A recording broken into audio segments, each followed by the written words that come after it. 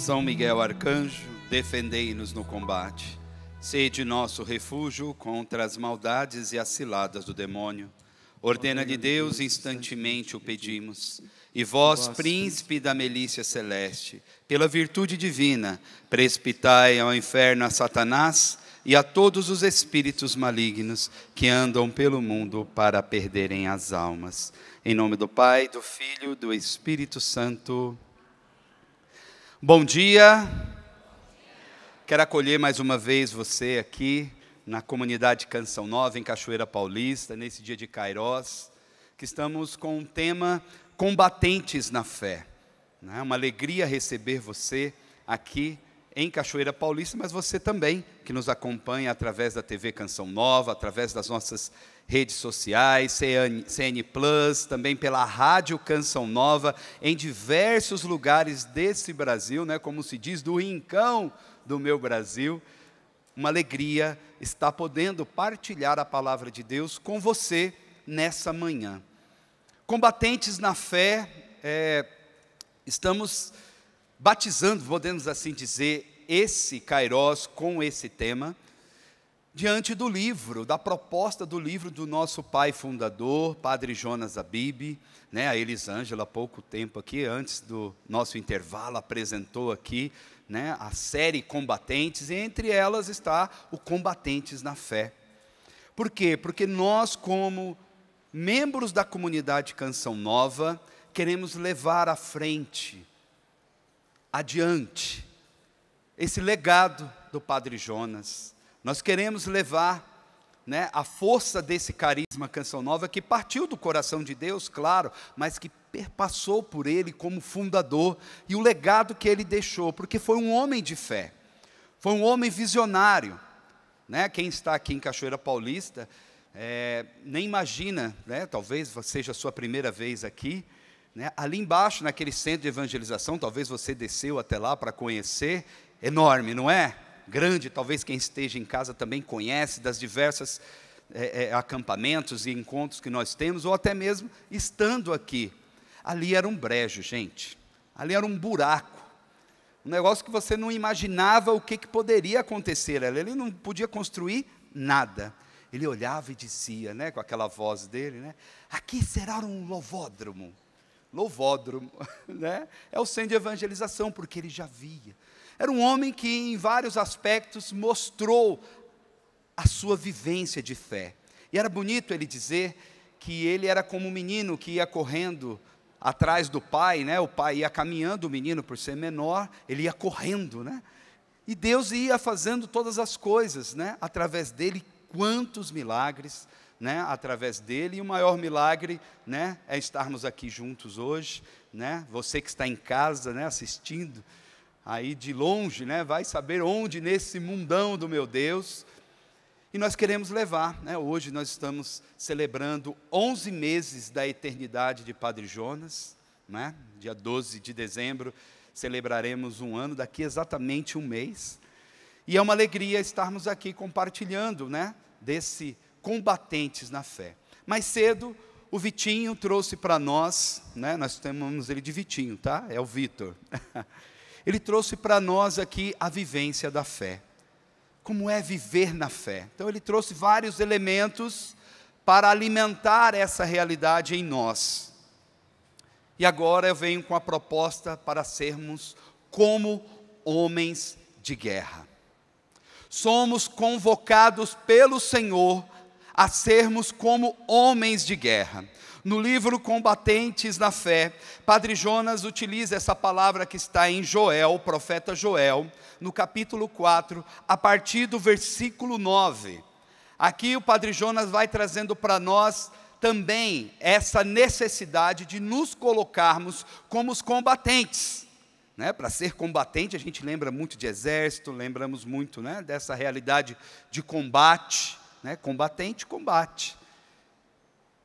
E aí o Padre Jonas, no próprio livro Combatentes na Fé, ele mostra isso através da palavra do Senhor, em Joel, no capítulo 4, a partir do versículo 9.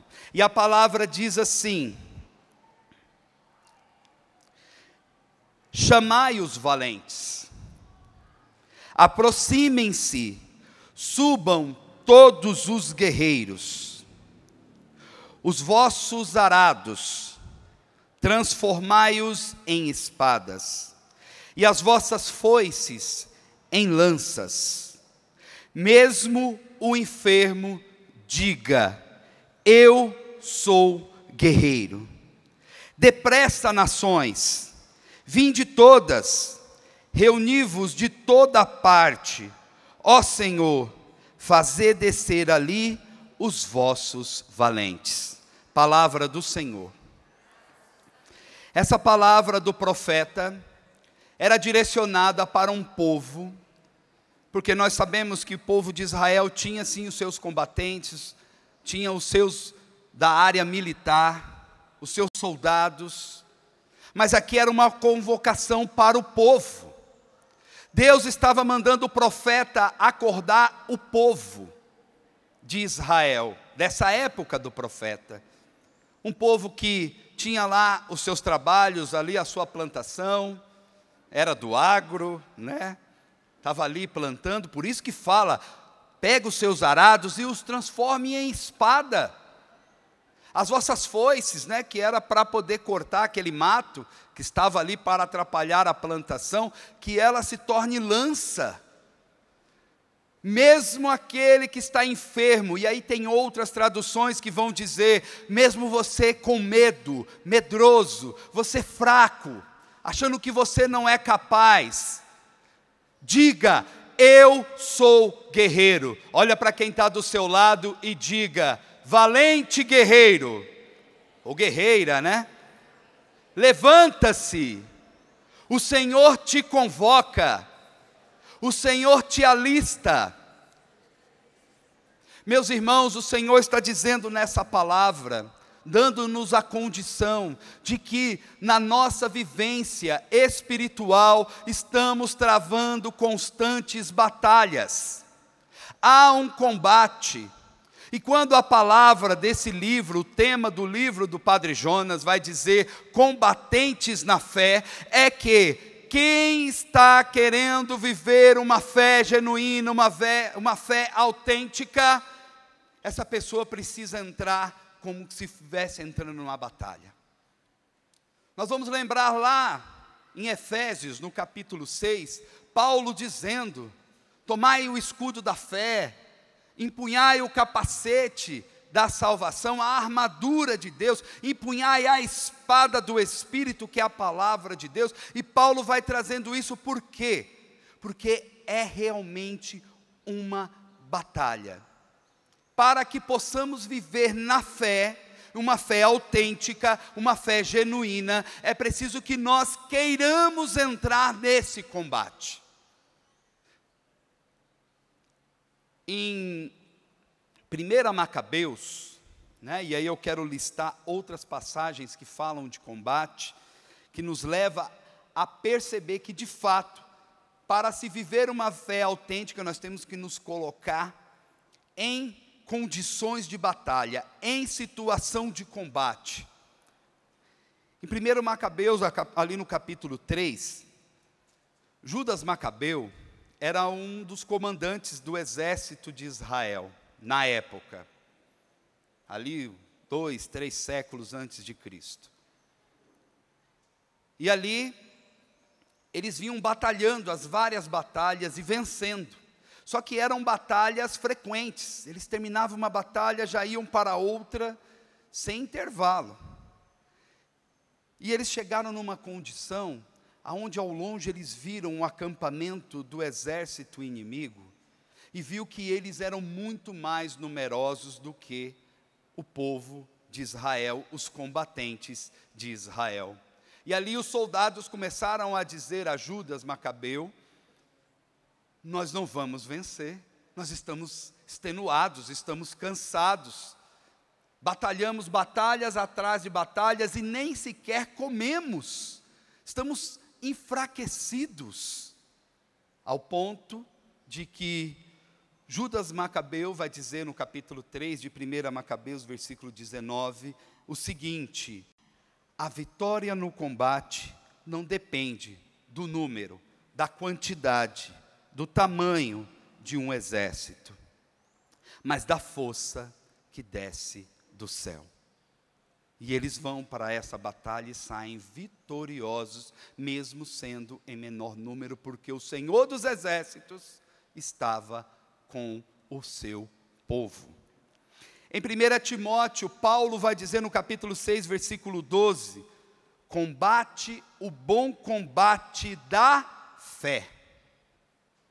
Conquista a vida eterna, para a qual foste chamado e fizestes aquela nobre profissão de fé perante muitas testemunhas. Combate o bom combate da fé. Vocês percebem que a vivência na fé é um verdadeiro combate? 2 Timóteo capítulo 2, versículo de 3 a 4. Suporta comigo os trabalhos como um bom soldado de Jesus Cristo. Nenhum soldado pode implicar-se em negócios da vida civil se quer agradar ao que alistou. 2 Timóteo capítulo 4, versículo de 7 a 8, Paulo dizendo de si mesmo, combati o bom combate, terminei minha carreira, guardei a fé. Resta-me agora receber a coroa da justiça, que o Senhor justo juiz me dará naquele dia, e não somente a mim, mas a todos aqueles que aguardam com amor a sua aparição. 1 Coríntios 10, 3, seguintes, porque ainda que vivamos na carne, não combatemos segundo a carne. Não são carnais as armas com a qual lutamos, são poderosas em Deus, capazes de arrasar fortificações. Salmos de Davi, capítulo 19, versículo 8, vai dizer, uns põem sua confiança, sua força nos carros e cavalos. Nós, porém, a temos no nome do Senhor, nosso Deus. Certa vez, lá em 2 Reis, capítulo 6, o profeta Eliseu, que estava sempre trazendo em profecia ao rei de Israel, trazia ali as estratégias, e guarda essa palavra, estratégia, porque um bom combatente tem que ter estratégia, concorda? Então, o rei inimigo de Israel, que era da Síria, na época, Deus vinha e falava para o profeta Eliseu, fala com o rei, que a estratégia do inimigo será essa. Então o rei fazia o quê? Ele se precavia e eliminava aquilo que era o feito, né? ou a intenção do rei da Síria. E o rei ficava, como é que ele sabe todas as vezes? Tem um traidor aqui. E aí um do povo do rei da Síria disse lá, né, um dos seus conselheiros falou, não, é o Deus dele, o profeta Eliseu vai lá dizer, e aí o rei vai dizer, então nós vamos matar, o profeta, nós vamos na raiz. E aí ele mandou um exército forte para pegar um homem, um exército muito forte, muitos guerreiros, muitos cavaleiros, e eles foram atrás de Eliseu, quando o servo de Eliseu avista aquele povo vindo em direção, e sabendo que eles iam pegar Eliseu, o servo diz, meu senhor, estamos fritos, acabou, agora não vai dar. E aí Eliseu olha para o servo e diz assim, os que estão conosco são mais numerosos do que aqueles que vêm ao nosso encontro. E aí ele diz, não senhor, só estamos nós aqui, e alguns outros aqui, alguns guerreiros que ficam aqui com ele, mas são poucos, diante de uma multidão que vem ao nosso encontro, um batalhão enorme. E aí o Eliseu olha, começa a orar e pedir a Deus, para que o servo pudesse ver. E à medida em que esse homem, o servo, foi tendo a visão, ele foi olhando em cima dos montes, e cavaleiros de fogo, com aquelas bigas, né, aquelas carroças, né, de fogo. E aí ele percebeu, o céu está conosco.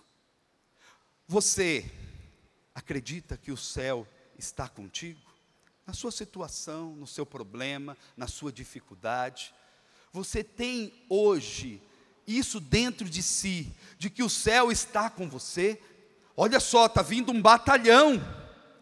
Há um batalhão vindo ao nosso encontro. Há um problemão, não é? O profeta disse, calma, os que estão conosco é maior. Falou, não é. Meus irmãos, o que está conosco é maior do que qualquer problema que esteja assolando a sua vida. É maior do que qualquer doença que possa estar querendo te assolar você, os seus familiares, o problema, aquela dificuldade, aquela situação difícil. Por maior que ela seja, por mais grave que ela seja, o que está com você é maior do que esse problema, amém? A palavra de Deus nos traz muitos elementos que nos ajudam a entendermos isso. Lembra que eu pedi que você pudesse guardar na mente aí a palavra? Qual que era a palavra? Como? Estratégia. O bom combatente, ele precisa ter estratégia. Aquele que está conosco é maior do que os nossos problemas, ele é maior do que qualquer dificuldade que nós possamos enfrentar. Sim, mas é preciso que nós também tenhamos as nossas estratégias, amém? E aí eu quero trazer 4 personagens da Bíblia, que me chamam muito a atenção, nesse quesito de manifestação de fé. E nessas pessoas nós vamos identificar as estratégias que o Senhor quer dar para mim e para você nessa manhã, nesse Kairós Combatentes na Fé. 4 estratégias. O primeiro personagem é Abraão. Abraão, nós sabemos que ele saiu de sua terra, lá dos caldeus, de Ur dos caldeus, por ordem de Deus. Deus disse, vai, de você eu vou fazer uma grande multidão. E ele acreditou na palavra de Deus e seguiu.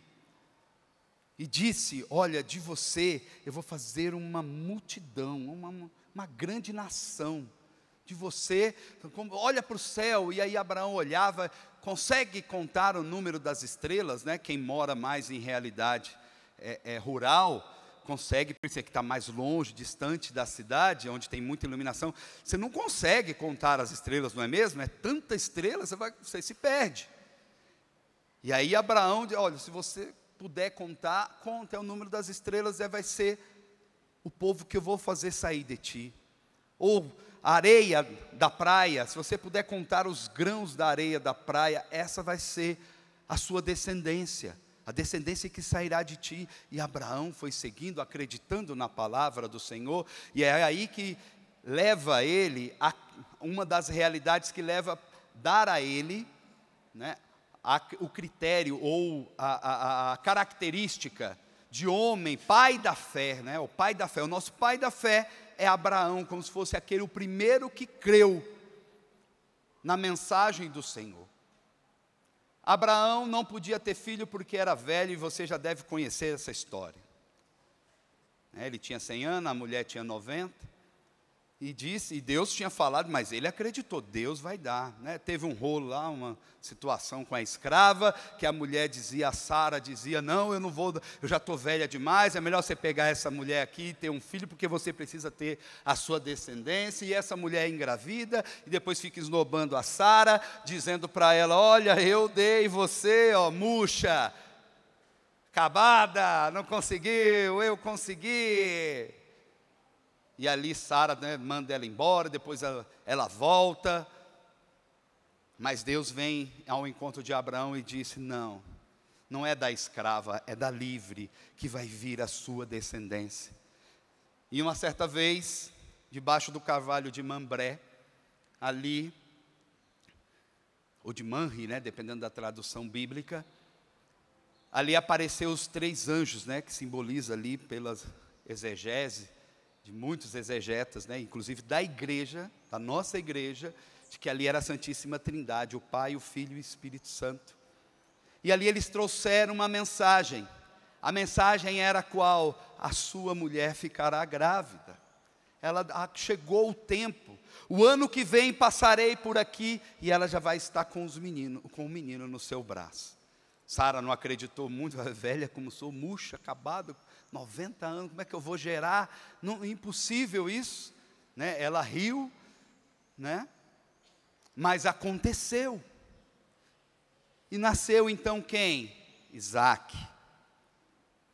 Isaac nascendo de Sara.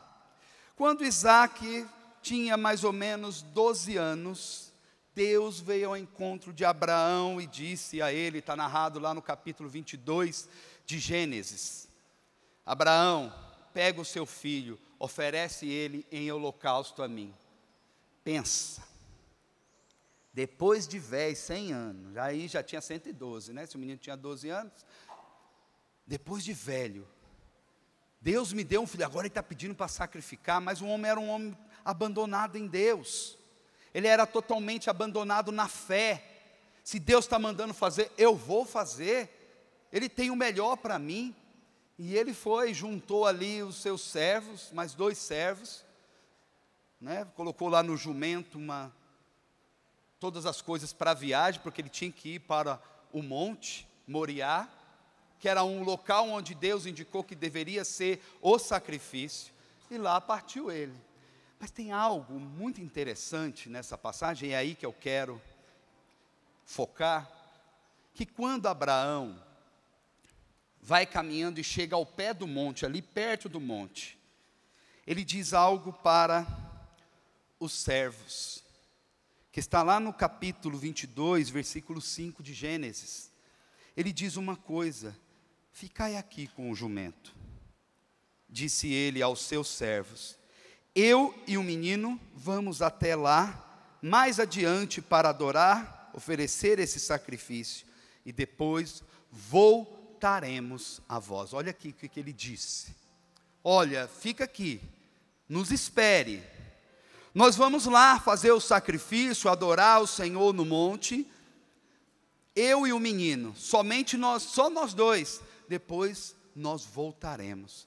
Abraão sabia que se mesmo que ele matasse aquele menino, Deus era capaz de ressuscitá-lo, porque ele já tinha entendido que Deus queria mostrar algo para ele. E ele sobe, gente, um homem que está indo levar o seu único filho, que era o filho da promessa, para morrer, porque para oferecer em sacrifício, isso se faz com, né, os animais, o cordeiro, por isso que Jesus é o cordeiro de Deus que tira o pecado do mundo. E no Antigo Testamento existia todo esse ritual, né, a prática do sacrifício em expiação aos pecados, e lá, ou em louvor e em gratidão a Deus por algo que você alcançou. Mas Abraão teve fé. Deus, mesmo que eu enfie a faca nesse menino, que eu bote fogo nele, porque o holocausto é isso. Primeiro você sacrifica, derrama o sangue, depois bota fogo. Deus é capaz de ressuscitar esse menino. Ele estava certo, porque Deus não brinca. Deus não brinca. Se Ele prometeu para mim que é desse menino que vai vir a minha descendência, uma grande nação, como o número das estrelas, como as areias da praia, os grãos da areia da praia, eu tenho certeza que vai acontecer algo, eu só vou obedecer. E quando chegou lá no monte, é incrível, já vi alguns vídeos, né, meio que montando, né, simulando todo, né, apontando essa história. O Isaac chega bem assim e diz: pai, aqui está a madeira, o punhal, a madeira que era para pegar fogo, né, para fazer o holocausto, está aqui, mas e o sacrifício? E Abraão dizia o quê? Deus proverá. Abraão não estava enganando o menino, Abraão estava agindo de confiança, de fé.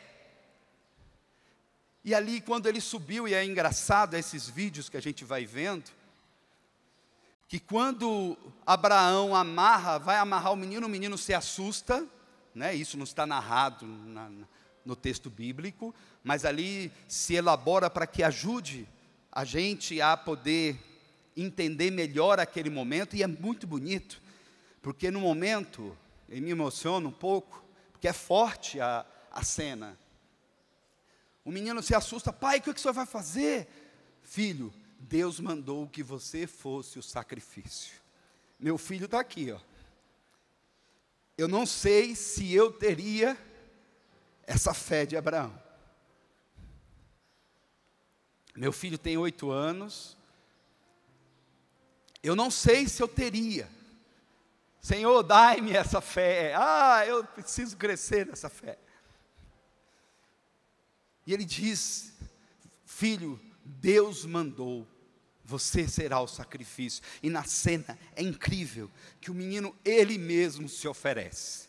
Ele põe um bracinho assim, para que amarre, porque era assim que se fazia o sacrifício, porque o cordeiro, ele poderia se espernear ali no momento e dificultar o momento do sacrifício. Então, amarrou os braços do menino. E quando Abraão ia impor o punhal sobre o menino, vem o anjo e disse: Abraão, pare! O Senhor viu o quanto que você é fiel a Ele. E quando eles olham ao lado, ali do lado, tem um cordeiro, enroscado pelo chifre no espinheiro, e ali eles oferecem o sacrifício. O que Abraão nos ensina, combatentes, através dessa atitude, de que um combatente que tem uma boa estratégia, ele tem uma fé confiante, que confia cegamente naquilo que Deus está falando. E aqui eu não estou dizendo para que possamos ser alienados, não, mas precisamos ser homens e mulheres de fé confiante. Primeira estratégia: ter uma fé confiante, uma fé que mostra: Deus está comigo, eu não sei o que vai acontecer, mas se Deus está me pedindo, eu vou fazer. Segundo personagem, disse que era 4, são 2 do Antigo Testamento, me chama muita atenção. Tem outros que me chamam a atenção, mas peguei 2 do Antigo e 2 do Novo Testamento para equilibrar as coisas. O segundo personagem é a mulher sunamita, uma mulher de uma cidade chamada Sunem. Essa mulher não tinha filhos. Está narrado no segundo livro de Reis, no capítulo 4. Essa mulher, ela não tinha filhos, apenas vivia com o seu esposo, já idoso. Seu esposo era da agricultura, do agro, como eu disse antes aqui.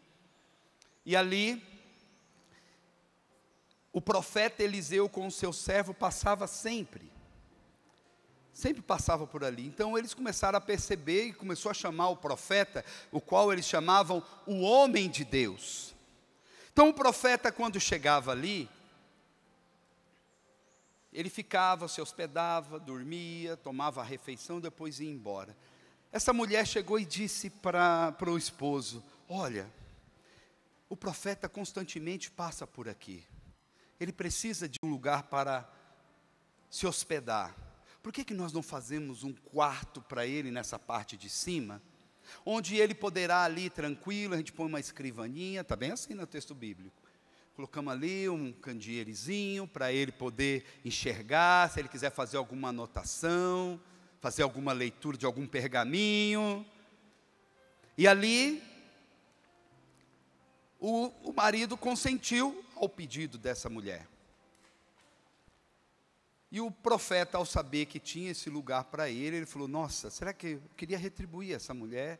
Queria saber o que ela precisava.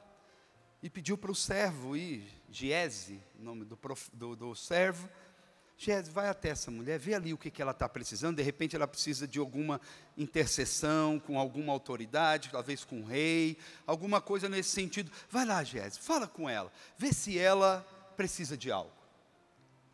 E aí o próprio servo vai dizer: mestre, eu vejo que ela não tem filho, ela tem uma determinada idade, o marido mais ainda, eles não têm filho.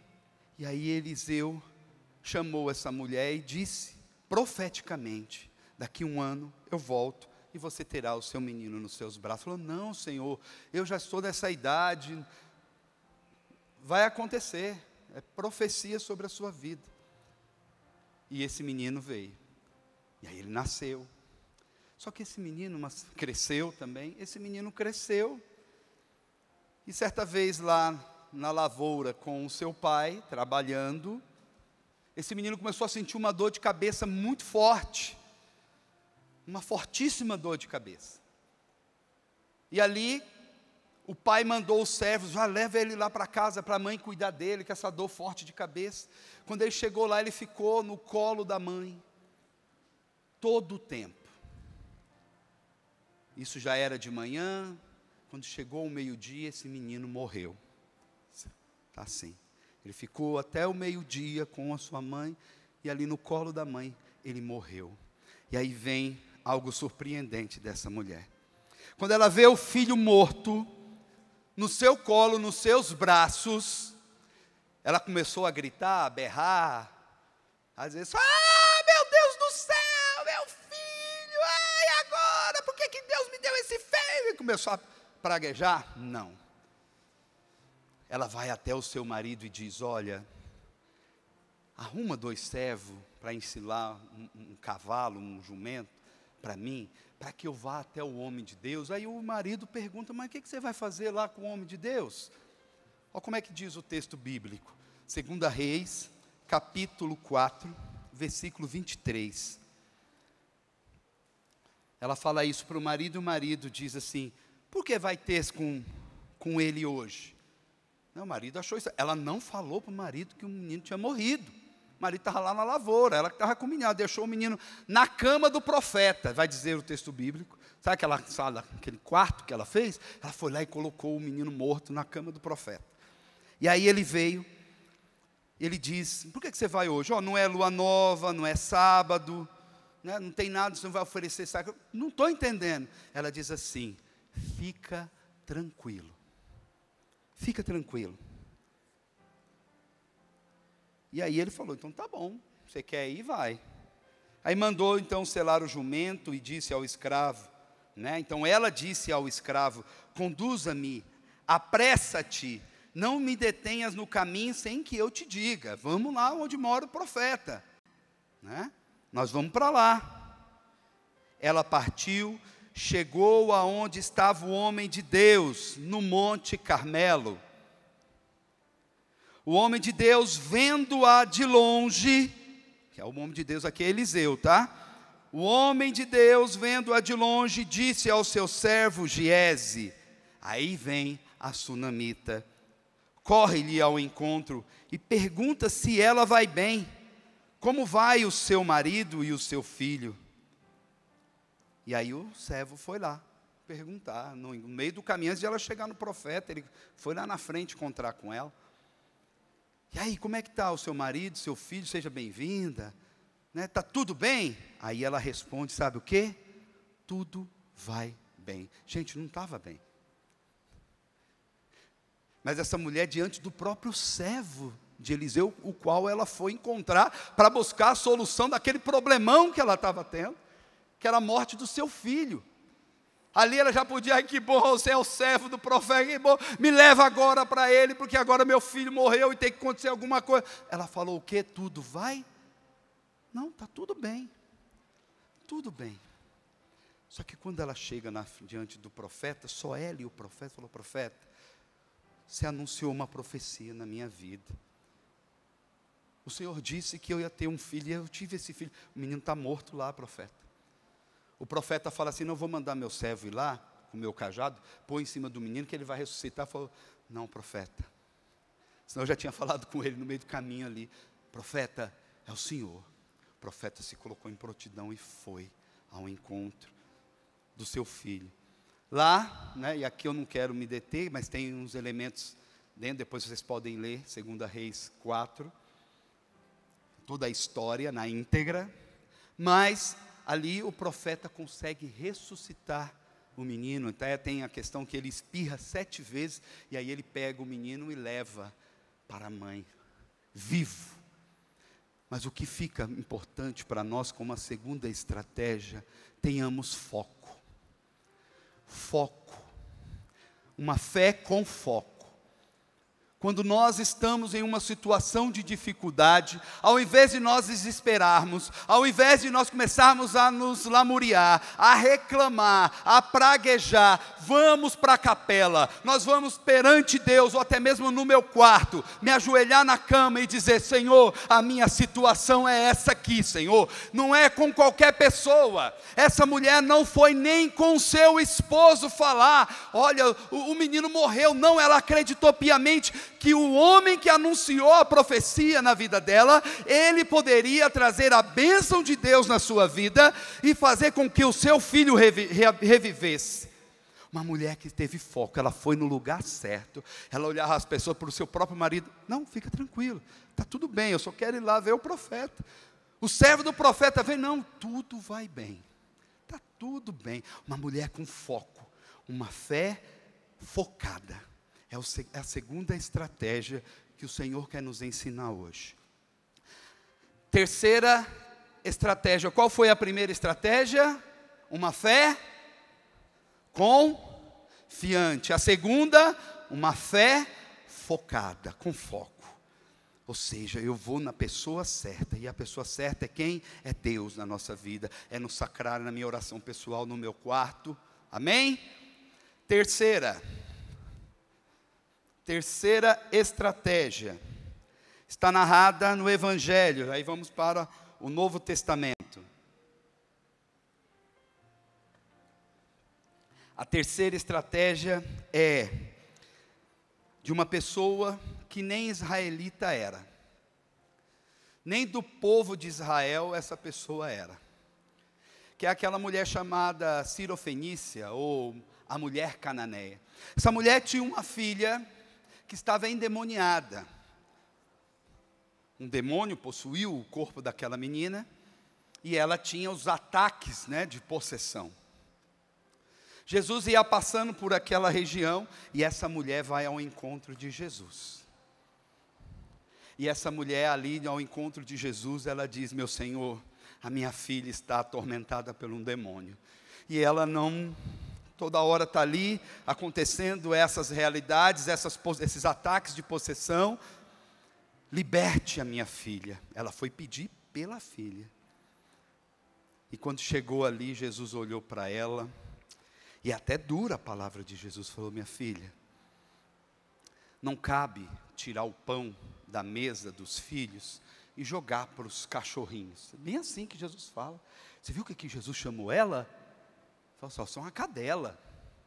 Mas Jesus foi grosseiro com ela? Não, porque os pagãos que não eram de Israel, eles tinham essa característica, eles eram chamados de cães. Porque eram os pagãos, eles não eram do povo de Israel. E Jesus disse: olha, eu só fui chamado, eu fui enviado pelo Pai para atender, ao povo de Israel, as ovelhas perdidas da casa de Israel. E aí Jesus olha para essa mulher, e a resposta que essa mulher dá para Jesus é impressionante. Se fosse eu ia embora. Olha, falou: me chamou de cachorro. Eu vim aqui com toda na humildade, mano, como diz aí na gíria, E me chamou de cachorro. Ela olha e fala uma palavra que arrebentou o coração de Jesus. E aí eu abro um parênteses aqui, gente. Toda manifestação de fé, isso quebra Deus. Porque embora Ele seja onisciente, Ele age com nós como se Ele estivesse no presente igual a gente. Ele sabe o que vai acontecer. Sabe ou não sabe? Sabe, é onisciente, conhece todas as coisas, do princípio ao fim. Mas Ele age com a gente assim. E quando há essas manifestações de fé, isso quebra o coração de Deus. Isso explode o coração. Jesus fica sem reação. Fecha o parênteses. E aí ela diz o seguinte para Jesus: Senhor, mas os cachorrinhos ficam aqui embaixo da mesa, esperando cair as migalhas que caem da mesa dos filhos. Olha, que fé! Olha, o que eu quero, uma mulher que também tem foco, mas eu quero parar num outro limite, numa outra realidade, numa outra característica, uma pessoa que sabe se humilhar diante da presença de Deus. 1 Pedro, melhor dizendo, capítulo 5, vai dizer: Deus resiste aos soberbos, mas dá a sua graça aos humildes. Humilhais, pois, debaixo da poderosa mão de Deus, para que Ele te exalte no momento oportuno. Lançai sobre Ele as vossas preocupações, porque Ele tem cuidado de vós. Essa mulher nos ensina que precisamos saber nos humilhar diante da presença do Senhor. Ao invés de nós chegarmos ali com toda a ponta, olha, eu vim aqui rezar agora, eu vim nesse grupo de oração, eu vim nessa missa, eu vim na canção nova, Deus vai ter que me dar uma resposta. Espera aí, você está encurralando Deus? Essa mulher chegou ali, Senhor, eu quero, mas quando ela teve uma resposta ríspida, podemos dizer assim, mas Jesus não foi ríspido com ela, ele só mostrou a realidade. Eu vim para as ovelhas perdidas da casa de Israel, você não é israelita, mas eu fico aqui esperando as migalhas, eu quero as migalhas, Senhor, as migalhas já me satisfazem. Aí Jesus diz, sabe o que para ela? Fala, vai, a sua filha está liberta, e a menina ficou liberta, o milagre aconteceu. Terceira estratégia, sabermos nos humilhar na presença do Senhor. Não importa se o seu milagre não está chegando, se humilhe, continue na oração, continue jejuando, continue vivendo a prática do rosário, da palavra, da Eucaristia diária. Não abandone, porque Deus não é um shopping, a igreja não é shopping, aonde você chega lá e você compra os milagres de Deus, ou você faz barganhas com Deus. Senhor, eu vou vir todo domingo se o Senhor me der esse milagre. Espera aí, com Deus não é assim. Deus quer corações aquebrantados, corações experimentados nele, com pessoas que façam a experiência do seu amor, e permaneça com ele por amor. Embora nós sabemos que tem muitas igrejas por aí afora, que faz as barganhas, mas aqui não, na nossa igreja católica não tem barganha, nananina não, e essa mulher vem nos ensinar, é preciso saber se humilhar. Olha que estratégia, vamos lá, primeira estratégia que a gente aprendeu com Abraão, a fé confiante. Segunda estratégia, o foco. A mulher sunamita nos ensinou que nós precisamos ter foco, uma fé focada. A mulher que nem israelita era uma pagã, nos ensina que é preciso sabermos nos humilhar, uma fé que se humilha, uma fé que está ali, olha, Deus não me deu o milagre, mas eu estou aqui esperando as migalhas, uma hora essas migalhas vai acontecer. E ela contemplou ou não contemplou o milagre? Contemplou. Quarto, e esse quarto, gente, eu acho fenomenal.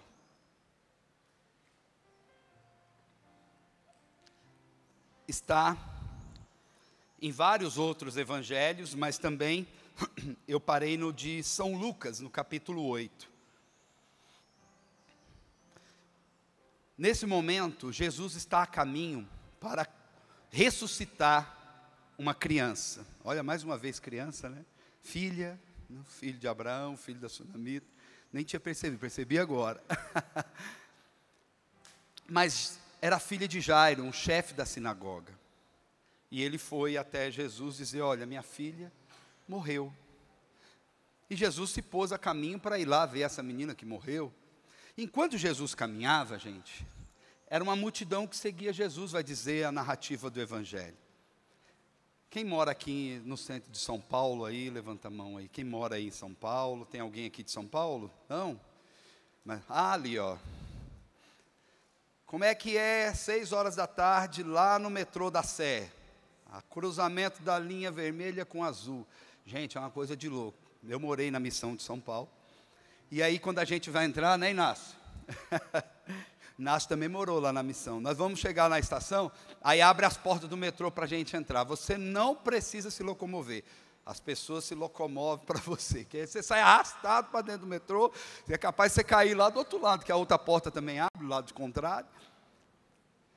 Apertando. Então era uma condição assim, viu, minha irmã? Que estava lá, Jesus andando como se estivesse na estação de metrô Sé, em São Paulo, uma multidão estava apertando ele. E ele indo, e Jesus querendo chegar lá, e aquela multidão, Senhor, me cura, eu quero tocar em Jesus. Todo mundo apertando ele. Tinha uma mulher que há 12 anos estava com o fluxo menstrual, é chamado no Evangelho de mulher hemorroíça, ou seja, porque ela tinha sangue constantemente. Mulher que tinha uma menstruação constante, 12 anos, aquele fluxo de sangue.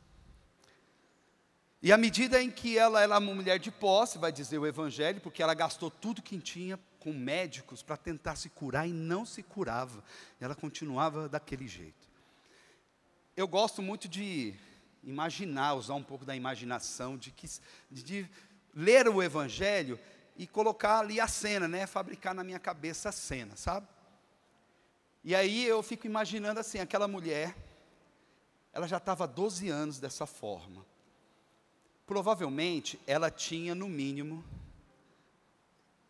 uma, como é que chama? Essa doença do sangue, gente, que a gente tem pouco ferro no sangue, como é que é? Anemia. No mínimo, ela era uma pessoa de anemia, porque ela tinha sangue constante, uma menstruação que não parava. Ela provavelmente era fraca.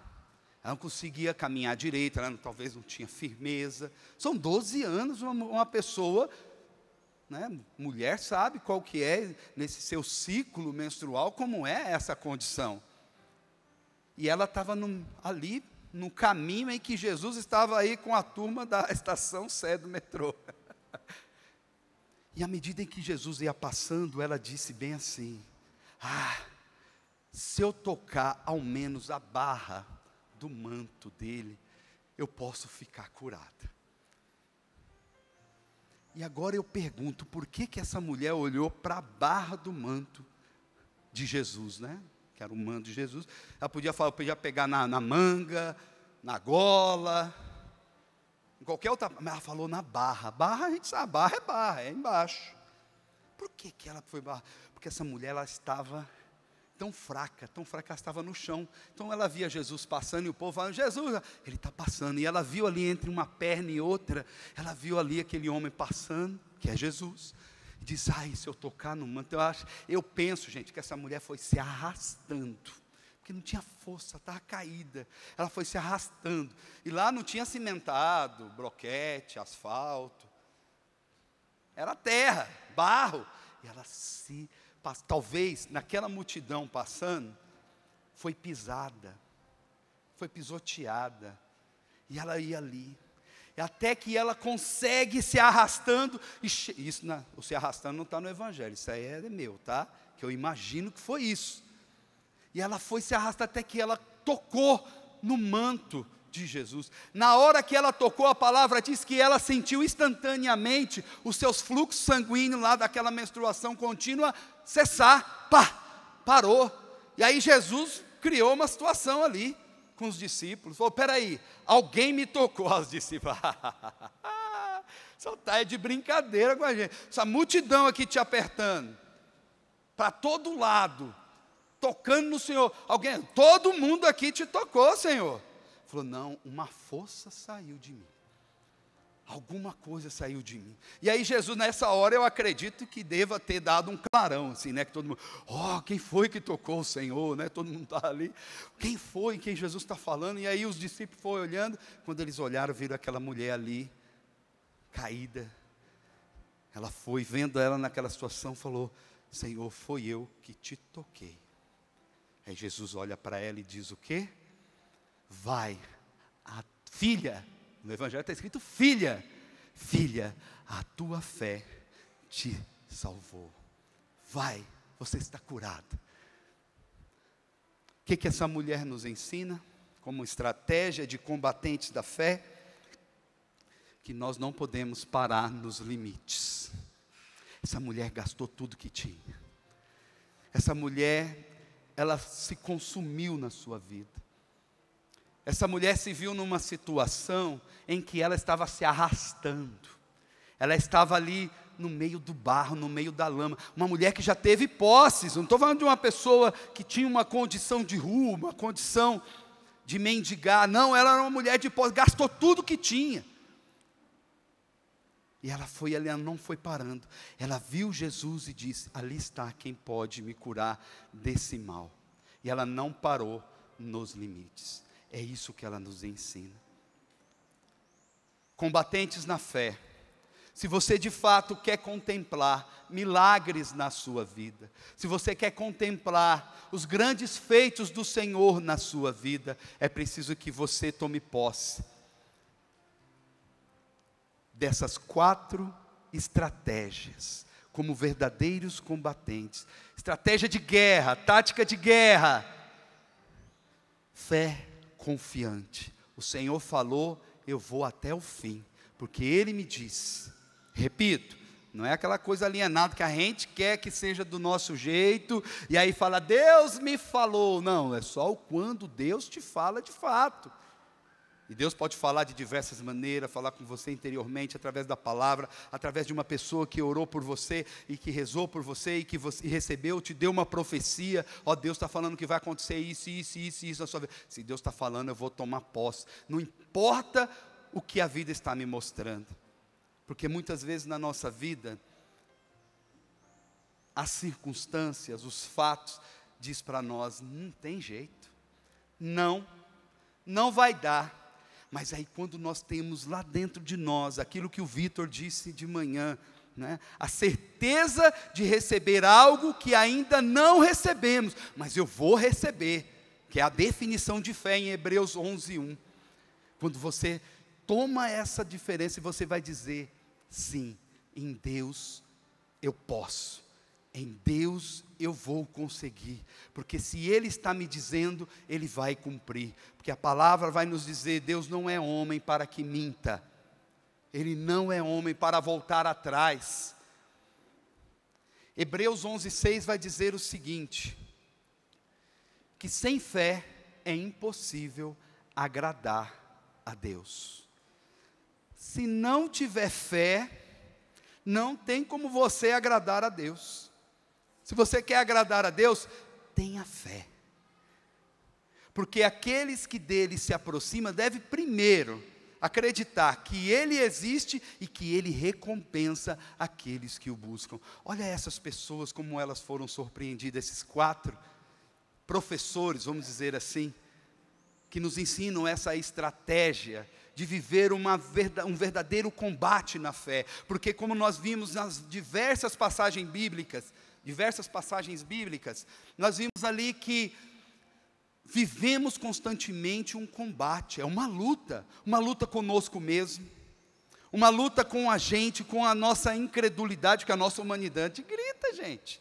A nossa humanidade vai dizer, não vai, e Deus vai dizendo dentro de você, vai, porque eu estou com você, porque aquele que está com você é maior do que aquele problema, como foi com Eliseu e o seu servo ali, quando ele viu aquele monte cheio de combatentes, né, com fogo, eram o exército de Deus que estava vindo ao socorro dele. O exército de Deus também vem ao nosso socorro, quando nós nos colocamos nessa condição. Se nós, porém, então, queremos agradar a Deus, precisamos colocar a nossa fé em prática, precisamos viver essa fé confiante, essa fé focada, com foco. Eu sei aonde vou, eu não vou me desesperar, eu não vou criar alarido, histeria, não, eu vou em Deus, porque é Ele que me prometeu. Foi Ele quem disse. Saber se humilhar debaixo da poderosa mão de Deus. Ele é o Senhor. Quando você se humilha, como foi essa mulher cananeia, que ela ali se humilhou e disse, olha, eu quero as migalhas então, se eu sou cachorro, eu quero as migalhas que caem da mesa. Jesus não tem o que fazer, Jesus não tem outra atitude, senão fazer acontecer o milagre. Saber se humilhar. E por último, essa mulher que não parou nos limites. Uma mulher que acreditou. Uma mulher que se arrastou. Que muitas vezes foi pisada. naquela condição, foi pisoteada, elameada, mas ela tinha um foco ali e não parava. Ela não parava, ela disse: não vou parar. Eu não, olha, até aqui deu, Senhor, eu desisto. Olha, 12 anos não tem cabimento não.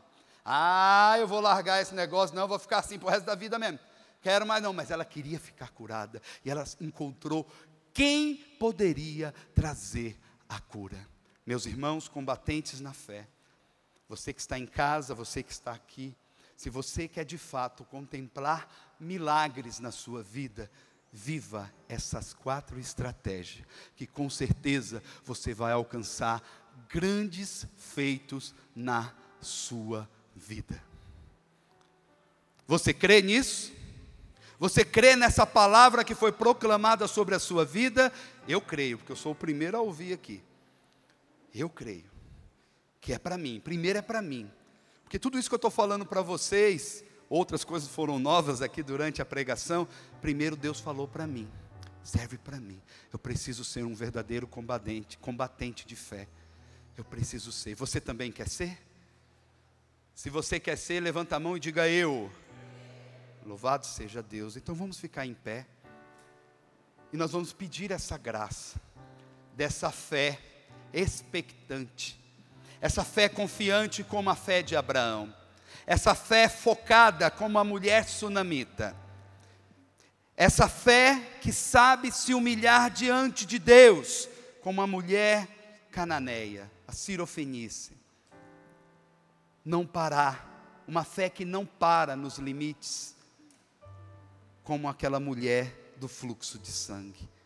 Levanta suas mãos para o alto e peça ao Senhor. Você também que está em casa, você que nos ouve, que nos assiste, peça ao Senhor essa fé grande, ou talvez não uma fé tão grande, mas uma fé que seja como um grão de mostarda, como está no Evangelho, que mesmo que tenhamos uma fé desse tamaninho, como um grão de mostarda, diremos a uma montanha, transplante ao mar, e isso acontecerá. Jesus dizendo que mesmo que a sua fé for pequena, o Senhor há de realizar grandes feitos na sua vida.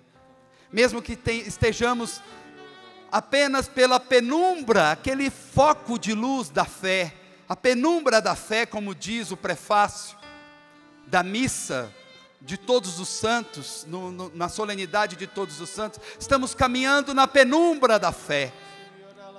Sim, Senhor, mesmo que estejamos assim, nós queremos pedir essa força, dá uma fé corajosa de combatente. Sim, Senhor, essa palavra foi para mim, para que eu me torne um valente guerreiro, como homem, como mulher,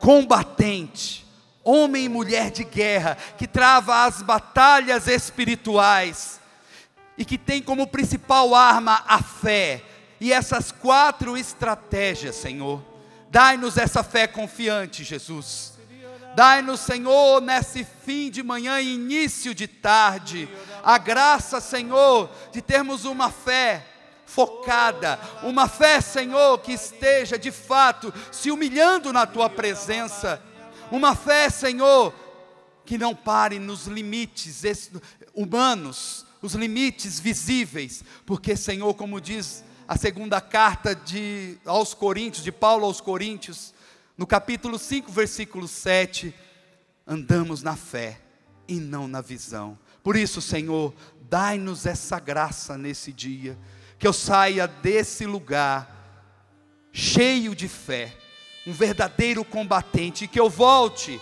para a circunstância de onde eu saí, agora com estratégia, certo de que o Senhor pode me recompensar.